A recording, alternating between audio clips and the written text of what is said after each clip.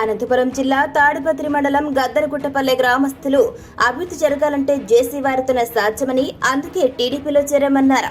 ఈ సందర్భంగా జేసీ ప్రభాకర్ రెడ్డి ఆధ్వర్యంలో 20 కుటుంబాలు టీడీపీలోకి చేరాయి. వారితో పాటుగా కొండారెడ్డి, భాస్కర్ రెడ్డి, రామనాథ్ రెడ్డి, మధు, రవితేజ, నబీ రసూల్ పార్టీలో చేరి టీడీపీ కండువా కప్పుకున్నారు.